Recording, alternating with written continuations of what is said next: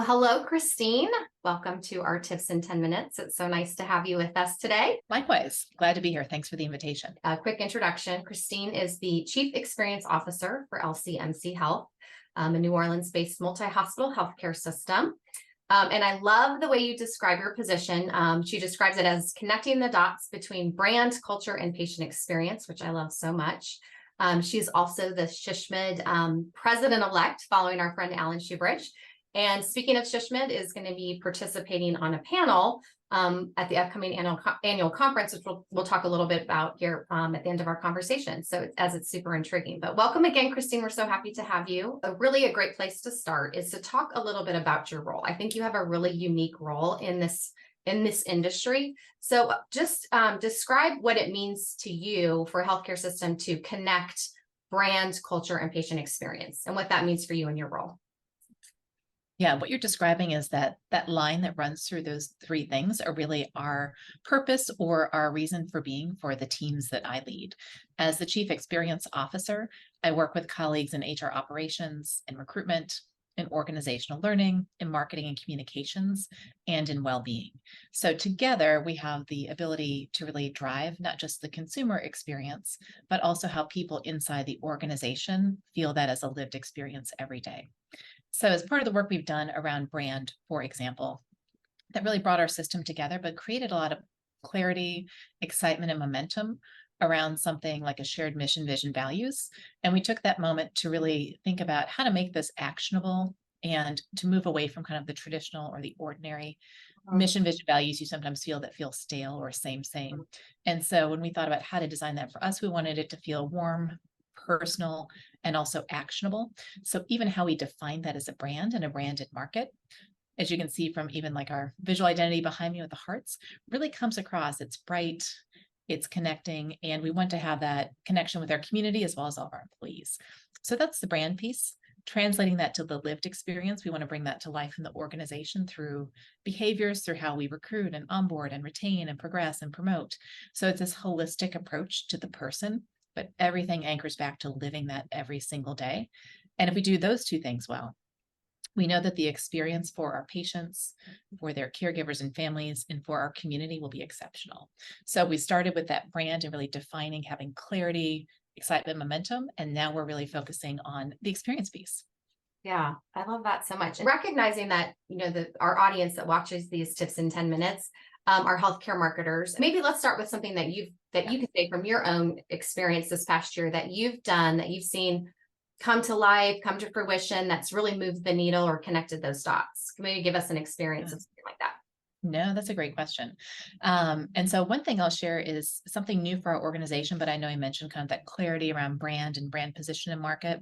We're really shifting internally, and I think this is a great opportunity, especially for Marcom, to step up to the table and say, we can deliver strategies and tactics that drive business results. I think every organization at this moment, top of mind, is thinking about not just how do we grow, but honestly, how do we attract a workforce? There's a labor shortage. So how do we use our skill set in marketing and communications to connect those dots to better be able to support, hiring and onboarding the right folks, finding the best people to support your organization. So at LCMC Health, we are working on implementing our employee value proposition. So really taking this moment and kind of finding opportunity in crisis. We had talked about an employee value proposition initially when we did our brand work and just couldn't quite get that lift. And so we moved forward with the external facing brand first and just said, it's on the back burner, but we're coming back to it. And so what we found is that people, when we went to market, it's a few years later, it's about 3 years in, they have seen it. And now our employees are like, yes, I understand. I can see it. I can touch it. I can feel it. And so now as we're going back to the organization to say, let's do that brand process and that meaning and how we're driving consistency and excitement, but let's do it internally for our 14,000 people. Now, interestingly, we're finding that people are really receptive and they are, by and large, really excited. So we're starting to use that employee value proposition as the strategic wrapper on rethinking a lot of existing practices and things we do every day. So a lot of it isn't really net new. It's not new resources. It's not new dollars. It's not new people. It's changing our mindset and how we think about the work. So I'll share a really tactical example. Yeah. to come out of this. We have like a 3 to 4 year Yeah. work plan. So I'm going to acknowledge the Yeah. ball's in the air, but we've got some runway ahead of us. But one thing we focused on first was the recruitment journey, mapping it, understanding it, and looking for a couple of moments that mattered. And really low hanging fruit for us was like take an offer letter. Everybody has to get one. We now have work days, so we can automate some of these things. So again, that marketing automation mindset. We looked at the existing letter, which was fine. Dear Kristen, excited you're joining us. Your start date is this, employee health, etc. And thought, that accomplishes the task, but it's not infused with who we are, our mission, the values, and those employee behaviors that we're seeking. And so we redesigned it, did like a side by side to say, here's what you gave us. Ordinary, it worked. Here's the reboot, and it's pretty extraordinary. We added some graphic or brand visual elements. We deployed that brand voice and the employee value proposition. And then all of a sudden, when you could see those two things side by side, it's like, hey, Kristen, amazing. We're doing high fives over here. Your first day is the first. And so even the feel of that for us, we hire tens of thousands of people a year. So it's like one more letter, just send it out. For Kristen, who receives that letter, who's gone through this process, who is changing her career, who's choosing to be with us, this is a moment for you that you're going to remember that is really special. So we want to, even though we do 10,000 of these, we want your moment to feel special. And so we can do that, but we can do it at scale.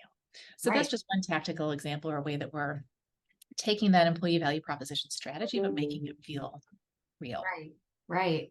That's a great example. And what a great, way a first step to understanding the culture and the brand is with that touch that you have. Obviously they have that through their, interview process, but to seal the deal with something that's really rich in brand is such a great example.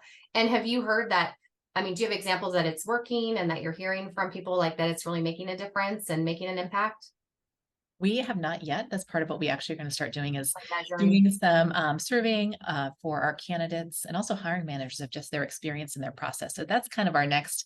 It's like you've seen our employee value proposition, implementation plan. That's next is to implement these things and then to get feedback and adjust. Like, what did it feel like? How did you experience these things at different points in that journey? So we can test and learn and optimize as we go forward. So what are some of the tricks that you've learned along the way to get upfront buy-in on work like this? I mean, it takes, an army of people to really bring this to life and create positions like you're in.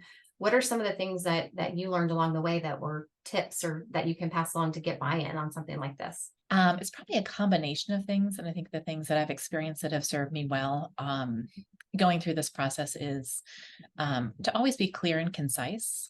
To know what you'd like to do and to create a compelling picture. I feel like a lot of my role is communicating or selling the vision. And then here's how we're going to get there, but I need you to believe first. And so that's a big piece. And then the other part is delivering and communicating against that. So for our brand work, for example, we did a lot of qual and quant research and assessment and said, here's what we're seeing, here's the plan, but here's what we think we're going to see. And then wrap that in, even just some visuals or some ways to connect. So kind of speaking to hearts and minds. And then also understanding how to frame the solution that you're providing to the business. For Marcom folks, an employee value proposition for us might be table stakes and something we know we need to have. So being able to take the concept and being able to communicate it to the audience who needs to care the most. So CEOs, CFOs, COOs, for us, the employee value proposition was, it's not just words. This is how we're going to solve the crisis problems in our organization today. This is how we're going to hire. This is how we're going to retain. This is how we're going to progress. And here's how we're going to measure it. It's going to come wrapped in something that looks fun, colorful, and on brand. But don't be fooled. There are definite business metrics and business to the bottom line that's going to show up. So being able to connect those dots in from strategy to business bottom line, I think is, regardless of your initiative, is always key. Yeah. And this idea of an employee value proposition, talk a little bit about that process. I'm sure that's also very, comprehensive, includes a lot of people. Talk to us a little bit about how you were able to do that work. So the good news is we had that great brand work, which was really our foundation. So that's where we started. So a really strong sense of who we are, what we stand for, and who we aspire to be as an organization. And so that was really meaningful and it was clear and it was compelling. But we hadn't really brought people along on that vision with us. So we were kind of holding up something to people, but we hadn't actually communicated it, helped them, trained them, equipped them to be able to deliver on it.